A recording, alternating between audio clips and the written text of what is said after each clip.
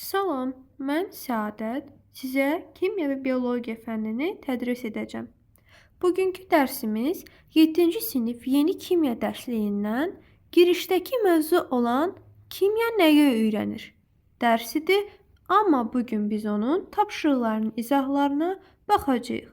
Elə isə keçid edək dərsə. Deməli, birinci sual. Birinci sualımız ondan ibarətdir ki, kimya nəyi öyrənir? Kimya nəyi öyrənir sualı vacib sualdır. Mənim fikrimi soruşsanız, bu dərsin özü də vacibdir. Çünki 7-ci siniflər təzə kimyaya başlayır və nə üçün öyrəndiyini bilmirsə, onsuz nə mənası olur bunu öyrənməyin? Məncə, birinci nəyi öyrəndiyini biləsən ki, sonradan onu tətbiq edəndə çətinlik çəkməyəsən. Səndə sual yaranmaya ki, mən bunu niyə öyrənirəm? Ona görə bu dərsi yaxşı-yaxşı oxuyursunuz. İndi isə keçək sual cavablandıraq. Gördüyünüz kimi mən burada qeyd eləmişəm birinci sualın cavabını.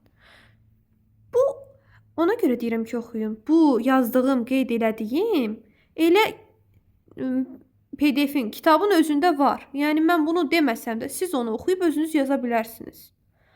Yenə də amma deyək, yaddaşınızda qalsın, səs yaddaşınızda da qalsın. Deməli, kimya maddələrin xassələrini, tərkibini, quruluşunu, çevrilmə proseslərini və bu zaman baş verən dəyişiklikləri öyrənən elmdir. Bunu yazdıq. Birinci sualımız bitdi. Sonra keçək ikinci sualımıza.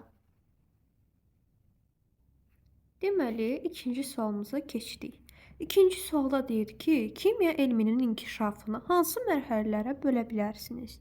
Bu da deməli yazdığım mərhələlərdən ibarətdir. Birinci mərhələ olardı ki, əl-kimyadan əvvəlki dövr 3-cü əsrə qədər. İkinci, ümumiyyətlə əl-kimya bilirsiniz nədir? Əgər dərs oxusanız bilərdiniz ki, əl-kimya kimyanın ərəb mənşəli formasıdır. Yəni əl-kimya sözü ərəb mənşəlidən gəlib, kimya sözü bundan yaranıb. Ona görə də deyirik birinci əl-kimyadan əvvəlki dövr 3-cü əsrə qədər, ikinci əl-kimyəvi dövr 3-cü 17-ci əsrlər, üçüncü kimyanın elm olaraq formalaşması dövrü 17-ci 18-ci əsrlər, dördüncü kimya qanunları dövrü 18-ci əsrin sonu 19-cu əsrin ortaları, 5-ci 19-cu əsrin ikinci yarısında kimya, 6-cı müasir dövr 20-ci əsrin əvvəllərindən etibarən.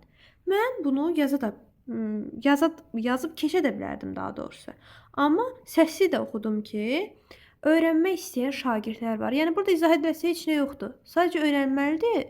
Oxuyursunuzsa səs yaddaşınızda inkişaf eləsin deyə mən bir daha sizə səsli oxudum. O zaman anladıqsa keçirik 3-cü suala. Üçüncü sual. Deyir ki, kimyaçılar maddələrin xassələrini və kimyəvi çevrilmələrini necə öyrənirlər? Bu da əlbəttə ki, kitabda yazıb, mən də ümumiləşdirdim sizin üçün. Cavab olaraq qeyd elədim. Siz də öyrənin. Demək, kimyaçılar öyrənəndə ilk dəfə müşahidə aparar, fərziyyə irəli sürər, aparılacaq təcrübəni planlaşdırıb, təcrübəni aparıb, həmin əldə olan məlumatları sistemləşdirər. Məncə, bu yazdığımı qeyd etməklə yanaşı, siz bu sxemi də dəftərinizə, not dəftərlərinizə qeyd edə bilərsiniz. Çünki bura diqqətinizi yönəltməyinizi çox istəyirəm. Səbəb ona ibarətdir ki, məncə bu KSQ, BSQ, hər hansı bir dərs vəsaitindən olan suallara düşə bilər. Ona görə də buna diqqət yetiririk, bunu oxuyuruq. Deməli, bir dənə oxuyum. Müşahidə, elə bir mənim yazdığımı sxem forması daha asandır bəlkə də. Öz cümlələrinizlə də tamamlaya bilərsiniz. Müşahidə, fərziyyə, təcrübə, paylaşma. Baxın, fərziyyədən paylaşmaya gedib, paylaşmadan fərziyyəyə. Buna da diqqət edin, oxlarda düşə bilər, belə. Buna diqqət edin məncə, mənim fikrimcə, bu hansısa bir testə düşə bilər. Bunu da anladıqsa, bunu da başa düşdüksə, keçək 4-cü suala. Demək, 4-cü sualımız kimyanın həyatımızda rolu nədir? Kimyanın həyatımızda rolu. Demək, elə bu dərs, bu suallar əslində bir-birindən oxşardır. Amma mən onu ümumiləşdirib yenidən sizin üçün tapşırığın cavabını tam şəkildə yazmaq üçün belə yazdım ki, Biz, yəni düşünərək də yazmaq olar da bunu, öz fikirlərinizi də yaza bilərsiniz. Kimyanın həyatımızda rolu belə ola bilər ki, kimyanı öyrənəndə biz ətrafımızı da, özümüzü də, yəni ətraf mühiti də, təbiəti də yaxşı başa düşür, onu qoruyur, qayğıkeş münasibət bəsləyirik. Yəni kimyanın həyatımızda rolu başqa nə ola bilər? Kimyanın həyatımızda rolu maddələrin xassələrini və sair onları öyrənmək üçün də ola bilər. Ya bizim, yəni elə bil ki, biz kimyanı öyrənəndə maddənin xüsusiyyətlərini, xassələrini, onların idarə edilməsinin əhəmiyyətini də anlayırıq. Bu cəhətdən də yaxşıdır. Yəni istədiyiniz cavabı yaza bilərsiniz. Qısa bir abzas oxumaqla sizdə o, cavabı yazmaq qabiliyyəti formalaşacaqdır. Mən buna əminəm. Ona görə bu sualı da anladıqsa, keçək 5-ci suala. Demək, 5-ci sual. 5-ci sualda deyir ki, kimyanı dərindən öyrənmək sizə hansı sahələrdə mütəxəssis olmağa kömək edə bilər?